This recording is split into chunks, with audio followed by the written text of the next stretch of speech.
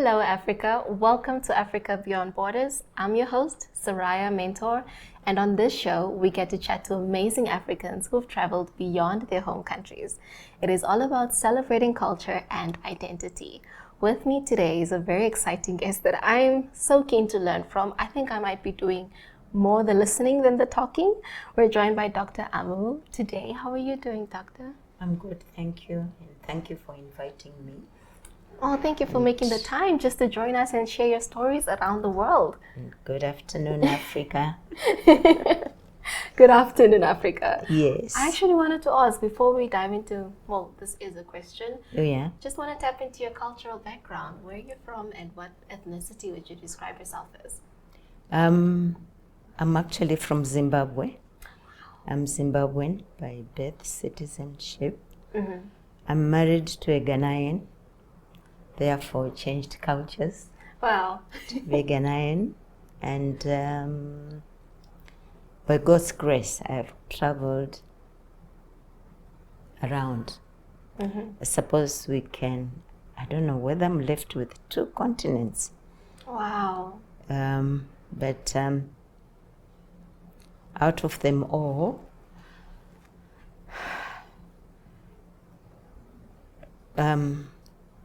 Antarctica, I've been there.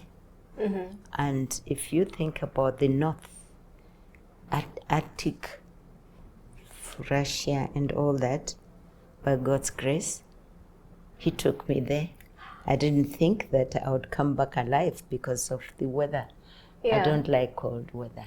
Yes. Don't like cold weather, but the day I landed in Alaska, I said, if there are people here still moving about and around, living alive, I will definitely go back alive. Oh, wow. And I'm here today. To surviving the cold in the Arctic? I did. Wow. He keeps you warm. He does. He keeps you warm. And it was quite an exciting trip. Wow. From Zambia, am I correct with that? I was from Namibia. Were you born in Zambia? No, I was born in Zimbabwe. Zimbabwe, my fault. Zimbabwe. Zimbabwe, yes. Wow. I would love to hear just how the culture was there, like growing up in Zim, or did you move to Namibia when you were young? No. I grew up in Zimbabwe, Mm-hmm. went to school, sent by missionaries Okay. into boarding school in Zimbabwe. Mm-hmm. During the war, I moved out. That's when I found myself in Malawi and Zambia. And Zambia. Yeah, I went to the university there, met my husband there, and we got married there. And life began. Life began. Because sometimes you really don't know Mm-hmm. what it is like if you've never ventured into it. Mm. So it was quite an experience. Looking forward to having children, even though you don't have money. Wow. That was not in my mind. Money Mhm. was not an issue. Mm-hmm. But just the excitement, because I grew up saying I didn't want to have an outside wedlock child. Yes. I really wanted to be. Our culture is a little bit strict. So when you say our culture, what culture I is mean, that? in Zimbabwe, Yes. women are supposed to behave that time, during our time when we were growing, we are supposed to handle ourselves in such a way that we are marketable. Yes. And your behavior will show the neighbors that, she's a good girl. Ah. But I met my husband in Zambia, which is not very different from Zimbabwe. Mm-hmm. And in fact, I wanted to study dentistry. That's how I met my husband, because I thought I was going to join the Liberation War, Mm-hmm. to go to Mozambique and things. But it didn't turn out That that way. Ah. I was introduced to my husband, who was supposed to help me get an institution where I could do dentistry. Mm-hmm. Not knowing the day he met me, that's when he made his mind he will marry this woman. So that one was wow. out. So in it all, I met life. Yeah. Because it was more of gambling. You know, you don't know what You tomorrow don't know what's going to happen tomorrow. You don't know what was going to happen, whether you have children or not.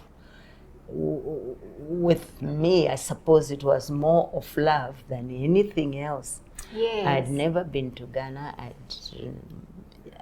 I suppose he was one of the first Ghanaians that I was like close to. Yeah. Yeah, and it was, I suppose, love. And I just told myself, wherever he is, I shall be there. I wish I knew Christ then, because then I was going to say, Lord, you are going to be with me wherever I shall go to. So at first, it was more of, you know, I'm here. Okay. I'm here. What's the way forward? I would love to find out, just you come from Zimbabwe and him coming from Ghana. What are some cultural traits that you saw? This is something I didn't know people from Ghana do. Interesting enough, when we first visited Ghana, I found the people to be very gentle, very loving, very accommodating. Unlike where I was coming from, you know, like, you better sort yourself out. But they were very accommodating. My in-laws were just amazing. Oh, wow. They just made our stay in Ghana lovely. Up to this very day. Up to this very day, we go together almost yearly. Yearly, you go visit Ghana? Yes, in December. Wow, that's beautiful. Yes. I would like to ask, so from Zambia, where did Namibia fit in the picture? And you said you were looking for kids, and what country was it that you settled and decided, hey, we're going to have kids here? Well, somehow my husband managed to get a job with the Institute of Namibia, United Nations. And when Namibia got independent, we decided we're going to move to Namibia. That's how we found ourselves in Namibia. And he got a job with University of Namibia, where he has been all these years. Till now? Since 1995. 1995. Up to date. Wow. Yes. No, I love that. What was your first thought when you came to Namibia at that time? What was it like? I think we're busy looking for accommodation in schools. That's the priority for the kids. Yes. And well, at first we couldn't make it, so we were to go to Zimbabwe, where we settled for some time, and then they called him to come and help open School of Law. Which he did, and we stayed behind because now I was involved full-time with Christ work. So I told him I can't just join you until my master tells me to. So I was in Zimbabwe for almost 10 years whilst he was here. So we would visit, he would visit us. And the children were going to school in Zimbabwe. The first one came to join him. She did law. The second one joined him. He first did communications and then he did law. The third one is the one who came to my side and did science, pharmacy. Wow. The last one did law. So educated, very educated. So I finally came to join him. Yeah, and somehow, by God's grace, I found myself at Tucson and found myself at Pioneers Boys, which was really an eye-opener. But I spent most of my time praying for the school and the boys. Then eventually I went to international school for about a year or two. Then I joined UNAM until 2023, that's when I retired. Wow. Congratulations on your retirement as well. Yeah. I just want to, before we go on a quick break, ask you one last question. Yes. Before we travel internationally with you and you sharing your journeys across Africa, just for the countries that you've traveled in Africa, could you give us one country that really struck a chord in your heart? Egypt was the first one. Oh, wow. Egypt because of the pyramids, because of the biblical history behind it. Yes. It was quite interesting. Goosebumps. Goosebumps all the way. And I was actually going to go to Kuwait, where I didn't know that before you could arrive in Kuwait, you needed somebody who is in Kuwait who has to invite you. Oh.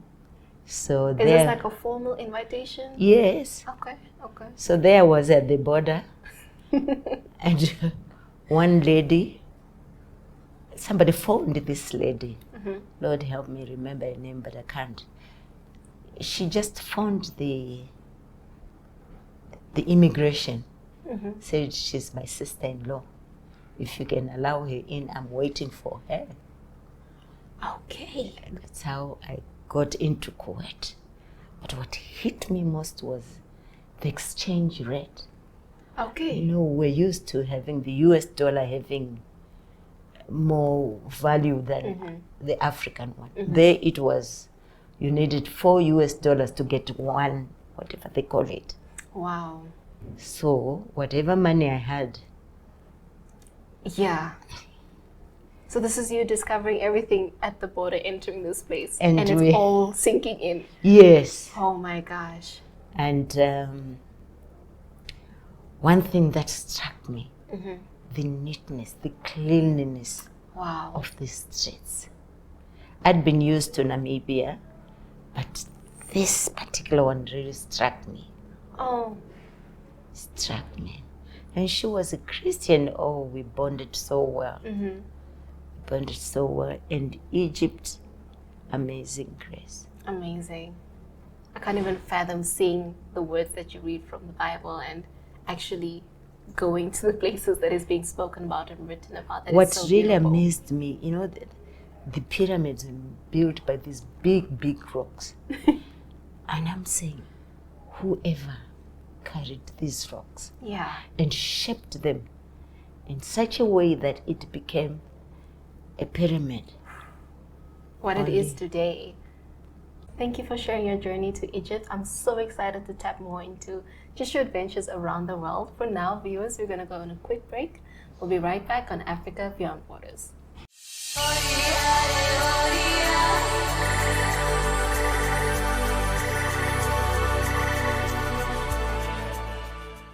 Welcome back to Africa Beyond Borders. You're still with me, Saraya Mentor.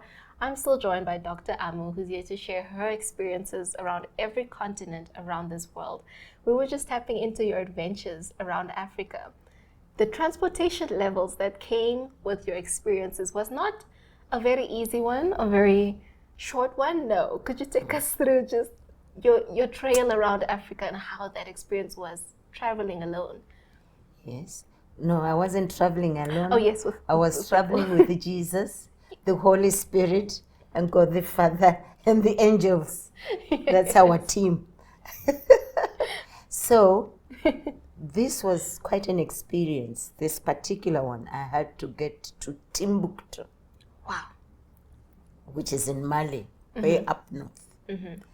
And transport-wise, finances, because I had to depend upon the provisions of God. He's a millionaire, he's the provider. I can't say much about how I moved from Zimbabwe to Zambia. It was by bus. It wasn't that expensive. Got there, my spiritual mother is in Zambia. So she said, oh, you're here, welcome. So I told her my trip. She said, I'll give you some chickens to take along with you. And we haven't tithed. We'll give you some money. Wow. And she gave me some money, of which I managed to get to a train called Tazara then. from Zambia right up to Dar es Salaam. So I got onto this train, but instead of getting to Dar es Salaam, Lord, can I remember this town in Dar es Salaam, not Dar es Salaam, in Tanzania, where I got off and I had to get onto a ship. A sheep? Yes, because now I was on Lake Tanzania. Oh, okay, okay. So I got onto a ship, and you have to be strong because you meet all sorts of people selling this and sitting anywhere and all over. So and it's just you in this lake.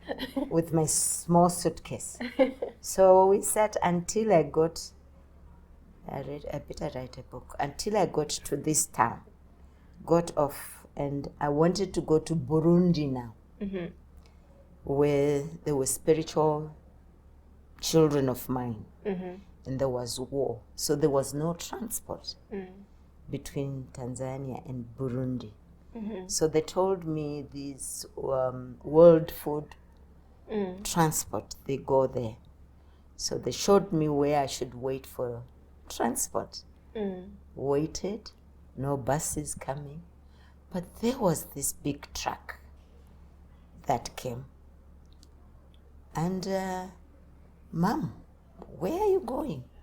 I said, I'm going to this Burundi UNHCR. Yes. So the lady says, where do you come from? I said, from Zimbabwe. She says, you are my mother-in-law. Because my boyfriend comes from Zimbabwe. Oh, driver, I'll pay for this lady. Oh, wow. So I said, thank you. Then we were on this truck. Got to Burundi, and it took me to these spiritual children of mine who said, wow, we haven't seen you in a long time. Yeah. We are blessing you with, they blessed me with 500 US dollars. And I said, Lord, I'm tired of being in the inns. You know an inn? No. Oh, the sleeping places? Yeah. Yes. It's much smaller, convenient for that night. So I got to, from Burundi, then I went to Uganda. Amazing. By road, I'm on the road. Oh my gosh. I'm on the road. Yeah. And at one point, the bridge had, fell off, broken, so we couldn't cross. Okay. And now I was wondering, what then? What do I do in this empty land? But somehow, by His grace, we managed to go across and got to Uganda. Lovely people. The man at the immigration said, Mom, you are so much of a blessing. I'll not just give you 4 or 5 days. I'll give you 1 month. Please stay in Uganda and bless us. Oh, wow. So there I was in Uganda. And then from Uganda, it was now Tanzania, then Kenya. It was now traveling from Kenya to Ethiopia. Wow. Because of the war, I couldn't get buses, ordinary buses. So one gentleman says, you can get transport from this town. If you can manage to get to this town, you'll be able to get to Ethiopia. It was now at this place that, thank you, Lord Jesus, big trucks that carry cattle. Okay, okay. And I'm looking at it. I've never been on one. I don't even know how to get onto one. Let's start there, yeah. So I told the driver, I don't know how to get onto. So, it's take it or leave it. But as for us, those who can, let's move on. It's like either we're leaving you, ma'am, or you better sort yourself out. Yeah. But somebody was merciful to really help me get onto the truck. I won't even mention, thank you, Holy One of Israel, the woman issue. And you're on those trucks. And at times you have to get off the truck and onto the truck. I decided to fast. But you know, when you are in that kind of space, we become like family. Mom, you're not eating. You're not eating. Yeah. And I knew I had a program. You had an alternate, you had a mission to do. Yes. So the first inn we got to, no water. But we had to spend a night there, so that the following day we would go to the Ethiopian border. By God's grace, we managed to get to the Ethiopian border by road. By road. That is going to be a quote I go, by road. Right, so we got to Ethiopia and in the inns. And thank you, Lord. And now I needed to go to Abidjan. That's from east to west. Oh my God. By road? By road. Oh, no, not by road this time. Okay. I said, Lord, can I use my ticket now? Yeah. Can I fly? So I got the permission to fly. But whilst I was on the flight, I said, I'm tired of just meeting myself at the inns, at places, bus stops. Could you kindly, Lord, meet me at Abidjan so that at least you can direct me, because I don't know French. And they don't like to speak English. So we get to Abidjan. I forgot my request. As soon as we got to immigration, a young man came, speaking very good English. Mama, I can help you. Okay.